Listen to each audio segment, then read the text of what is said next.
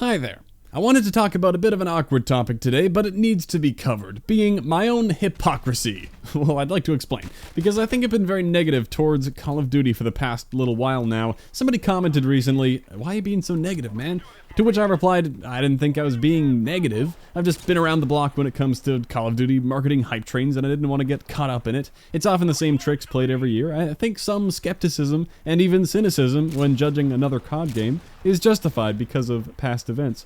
But the more I thought about it, it does feel like I've been a pretty negative person recently, and I don't like being the person putting out the negative stuff. I really don't. I want to flip that around. I think I've also been very confusing when it comes to the next Call of Duty, maybe sending mixed messages, maybe saying things I don't entirely mean out of frustration. Well, I'd like to clear things up and start fresh with this video. Another thing I'd like to talk about is, if I am to be playing Call of Duty World War II, the type of mindset I would have to adapt to do so, and on the same note, some things you should keep in mind if you plan to be playing the next COD game. Sort of a before you buy PSA, I think, should be considered. Let's begin with my hypocrisy, saying screw World War II, then trending towards maybe this won't be so bad. Am I a big fat hypocrite? Because that certainly seems to be the case. Nobody's really been calling me out for it. I guess you're all too nice. But I like to be hard on myself. I'm not going to try to bury the evidence and make a bunch of videos private. Hope everyone forgets about it. Several months ago, I recall being pretty adamant about wanting to take a break away from the COD cycle. It was at a time when I was pretty fed up with what I saw as their continued poor treatment of their fans. It wasn't all bad. They've thrown in some nice events and bonuses, and some things were blown out of proportion, but a lot of people were rightfully upset, including myself, with the monetization that happened to NWR, with the weapon spam. Like, I would expect all that and more to come with the main Call of Duty game, but it was a bit insulting to see that happen to NWR, with it just being the bonus game you got for paying extra, now finally being sold separately just a little too late, and $40 for a game that's already fading out in popularity. Like, seriously, when you look at the other games that are monetized by crates and are often just cosmetic, CSGO, Overwatch, Battlegrounds, all games that only cost 10 to 40 bucks new. But whatever, the MWR supply drop system itself wasn't all that bad because of the crafting. I played a fair amount and was able to craft everything easily with only time spent playing. When you look at it that way, sure, unlocking more weapons by playing the game isn't so bad. You can think of it as a challenge that just takes a while. But there's that slot machine in the middle that makes it feel not so pure.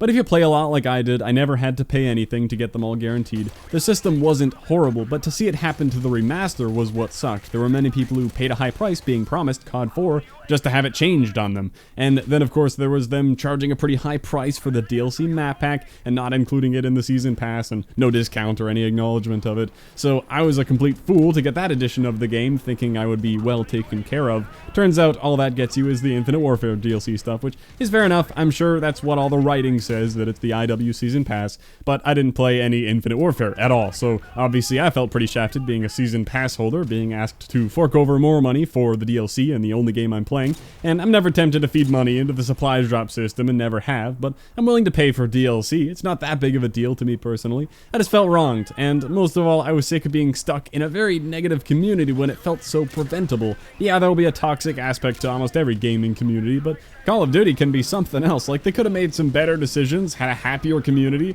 and still had a very effective monetization model that makes them their microtransaction money. So I felt really helpless being tied to COD, because I want to make positive videos about loving the game I'm playing, like making guides and playthroughs and goofs and gaffs, and I love getting to see comments from people who are also enjoying the game, and are also passionate about it. We're all having a good time. I can hop on and play it with people. That's all I really want. But I found it hard to be positive when all I can do is watch whatever invisible hand is deciding what direction to take the game. You can call that Activision. And there they go, making what are, in my opinion, bad decisions that I can't sit there and defend when I don't agree with it. I think there are better ways to go about the money making that would also keep people happier. I'm willing to admit that I'm probably just naive. It feels like I'm more in touch with the community playing the game, but no, they probably know what they're doing. So with all that already said, hopefully that was a good recap of everything, I came to the conclusion that I wanted to step away. I'm not going to pre-order the next game. I thought maybe I'd pick it up sometime after launch, or maybe I'd get it and just play the campaign, wait for the multiplayer to settle down. But my goal was, I didn't want to get roped into another year of, hey everyone, we promise it'll be cosmetic only this time. Oh, whoops, it's December now, and we thought it'd be cool if you had some new weapons to play with. $1.99 per supply drop, step right up. And then the community gets split down the middle in an uproar, and if you take the positive angle and defend it, you're riding the Activision cock, which I have never once been accused of, even when I have defended them a long time ago. But I'm sure it'll happen one day. And if you take the negative angle, a lot of people just won't want to listen to you because they're having fun playing the game, so they don't want to listen to you whining and complaining. So that is the cycle I hate more than anything, the fake surprise that they did it again. I don't actually hate COD, I just hate the negative atmosphere they bring on themselves sometimes. I faded out of playing MWR, not because I hate it, but because I've more or less ran out of fun goals to accomplish. There are no more challenge guides to make. I like covering the cool news and events, but I don't want to hit level 1000, which means I won't be hitting the true 100%, so I guess I'm kinda done with the game at this point. But looking at COD World War II, just the game itself and not how I feel about the companies behind it, it looks fine. With a cool, rewarding challenge system, and especially all that headquarters stuff they have planned, I would probably enjoy myself. Maybe I'll like the zombies too, and maybe they'll make a good competitive mode for the first time in a long time. Getting into that could be fun, even if it's as a joke. Seeing that work in progress menu that Condry tweeted out and everyone went crazy talking about, it did make me smile. The fact that public match specifies that it's unranked, as if ranked play, which you can see right next to it there, is going to be taking a much more prominent position in the game. The menu will look nothing like that, of course, but if that description carries over, that's the big deal for how people look at COD. It has a huge esports scene, I know, but I always view it as more of a silly arcade shooter with the XP and the challenges than an esport to be taken seriously. But an improved rank mode built into the game and pushed into the foreground could be really cool. With competition can come more toxicity, but I do still think that could be a fun aspect of the game. Or maybe it'll be more of the same like we've been getting, and this is some misleading hype. But most of all, I would enjoy making those guides and seeing people enjoy themselves with the game. It is a bit crazy how much positivity there is towards Call of Duty World War II. I swear, sometimes I could hear the surprise in the developers' voices. They seem so legitimately grateful and shocked that people are almost universally liking their game. I bet some of them were not looking forward to dropping the trailers, expecting another dislike bomb like Infinite Warfare. But no, apparently all it took was a non-futuristic theme, and an insane amount of support for Call of Duty comes flying back. I don't know if you were paying attention or how long you've been around COD, but the like ratios on the recent trailers are insane. I took a look back at every reveal trailer back to Modern Warfare 2, and we haven't seen a like ratio as positive as World War II since Black Ops 1.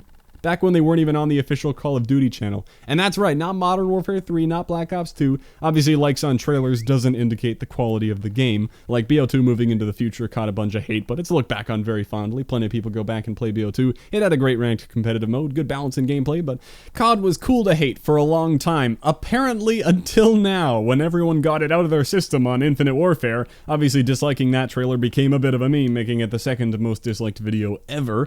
Maybe people think that by liking the World War II trailer, they're sticking it to the Infinite Warfare one even more by saying, see, we like COD, we just hate that game.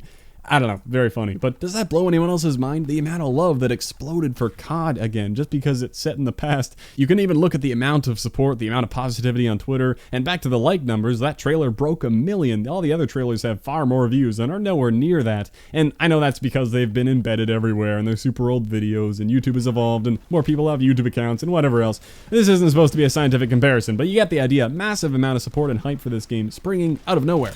Anyway, okay, that really brings up the question to clarify all the confusion, because, wait, didn't this guy just recap for 3 minutes why he wanted to step away from COD? Then he made it sound like he was looking forward to playing it? What the hell's going on, dude? Am I playing COD World War II? You think I'm gonna give you a straight answer? No.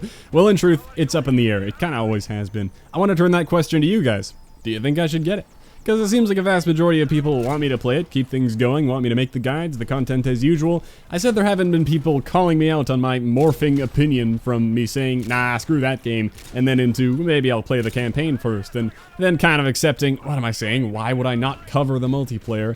Well, it's mostly true that nobody brought it up, except one guy recently on the Zombies Talk video who did mention, hey, I thought you said you didn't want this game, and now it sounds like you're gonna play it. What's going on here? And he is very correct to raise that point, hence this entire talk about it, and that makes me want to stick to my guns. But then I see dozens of other comments of people hoping for more COD content and wondering why I'm so negative towards COD and wanting the guides and tips in World War II with dozens more upvotes on those comments. And I don't mind doing that one bit, because as I've explained, I think the game will be alright, like any other. It looks pretty good, it looks fun. And if that's what everyone wants me to do, I'm willing to swallow my pride and hang my hypocrite head in shame as I toss another $60 their way and make it sound more ridiculous than it is. I don't mind the developers getting paid, they're not evil people. And I don't hate COD. Feeding the entire COD machine is a little bit icky, but I'm kind of a people pleaser. I described my ideal vision earlier of just having a happy little community here, making videos about a game I enjoy and you all enjoy as well. Obviously, my channel is very based in COD, and I do think that's how it'll stay, even with the little breaks I take here and there. Believe me, I'm not going to become a Pixelmon channel, as fun as that was. I kind of played it super hard and played myself out to some extent. It isn't over, but I don't know how long it'll continue, maybe 1 or 2 more. But yeah, I'm not ruling out World War II. I assume many people are going to want me to get it, but I also understand there may be some mixed reactions in the comments. I imagine there will be some people quite disappointed in the fact that I would back down from the position I had before of thinking I wanted to skip a year of COD. It was a position I took out of frustration, thinking, well, I'll just go play Destiny 2 for a year. That'll teach Activision. Oh, wait. Okay, well, I'll just be like everyone else and go play Overwatch. Screw you, Activision. Oh, wait. And I knew when I was doing all those angry videos, my opinion would surely change when everything calmed down, but I foolishly did all that nonetheless. So I understand if that means you've lost some respect for me. That wasn't a very logical decision. I didn't lie though, I still mean what I said back then. I'm still not enthusiastic about the way COD is being run these days, but I'd be willing to go into this game so long as I adapt a certain mindset going into it. And this is the other thing I said I wanted to talk about. If I am to be playing World War II, I would need to go into it thinking a certain way. And this is also the before you buy PSA. I think you should keep this way of thinking in mind. If I'm getting the game, I will be going into it with the assumption that they will do whatever ridiculous monetization stuff. They will add weapons, check, just assume it'll happen. Assume it will not be cosmetic only RNG loot, regardless of what gets said. Hopefully they have a good competitive mode where the playing field is 100% even, not like the Advanced Warfare variants in competitive trash. And hopefully they carry forward a good crafting system so that dedicated players can get everything guaranteed without spending a dime.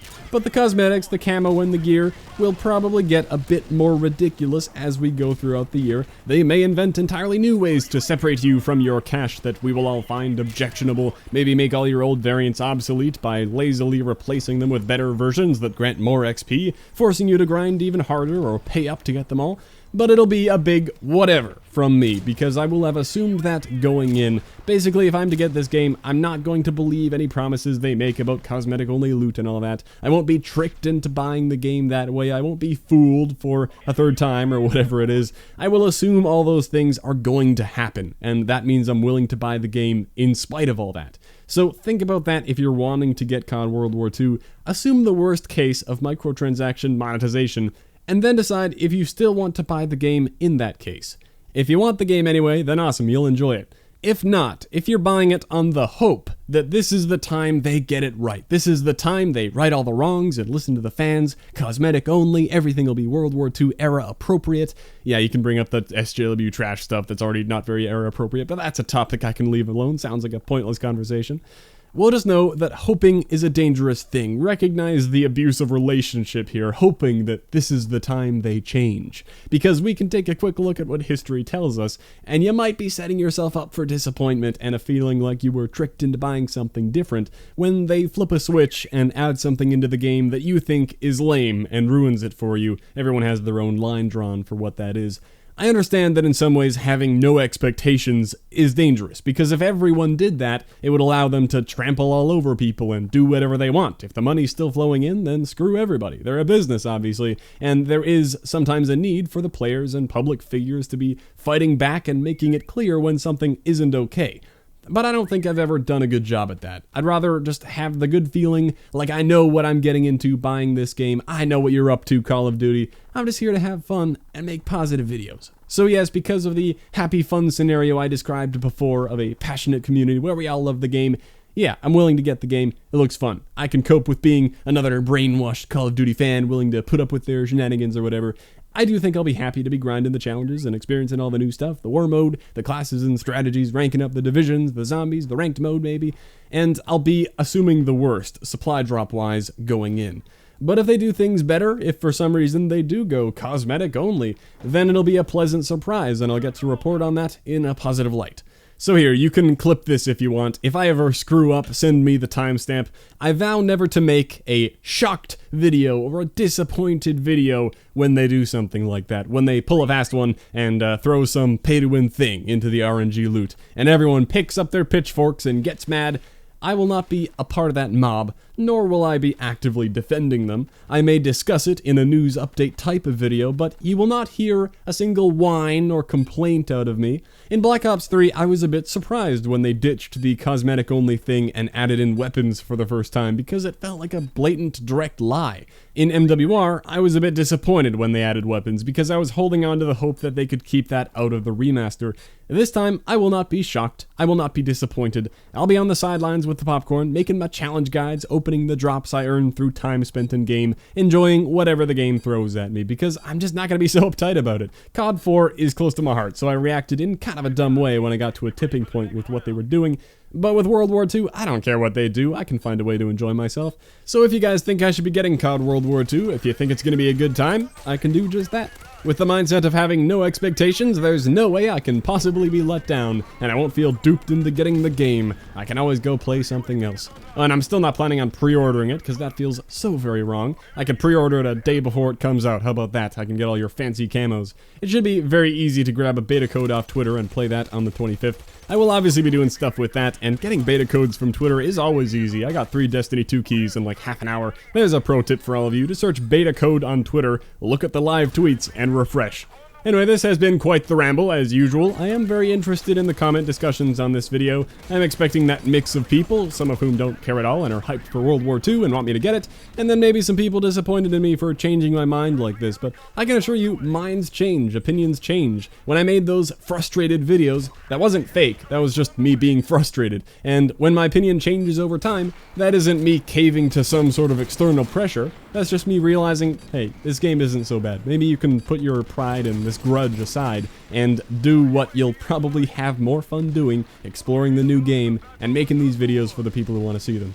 So I'll end it there. A bit of an odd topic for a video, I suppose, but it needed to be said. My thoughts on the next CoD needed to be formally updated. I wasn't feeling good about my more negative attitude towards it recently, and now I've put everything out there, cleared the air, so you know where I'm at right now, and obviously the opinions I have right now are also subject to change over time. That's what opinions do. With that, I'll leave you with this pleasant view where I spent the last few days. Thanks for watching. I'll catch you next time.